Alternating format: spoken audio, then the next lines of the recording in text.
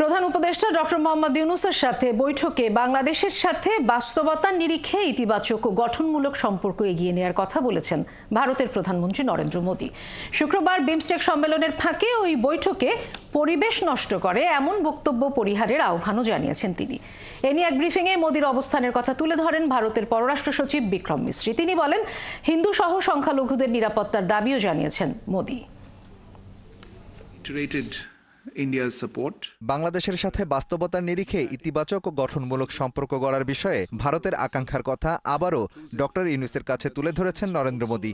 এক্ষেত্রে পরিবেশ নষ্ট করে এমন কোনো বক্তব্য পরিহার করাই সর্বোত্তম। গণতান্ত্রিক, স্থিতিশীল, শান্তিপূর্ণ, প্রগতিশীল এবং অন্তর্ভুক্তিমূলক বাংলাদেশের প্রতি ভারতের সমর্থন অব্যাহত থাকবে। সীমান্তে অবৈধ অনুপ্রবেশ বন্ধ এবং হিন্দুসহ সংখ্যালঘুদের সুরক্ষা নিশ্চিতের পাশাপাশি তাদের উপর ঘটা নির্যাতনের পুঙ্খানুপুঙ্খ তদন্ত করার কথাও বলেছেন ভারতের প্রধানমন্ত্রী।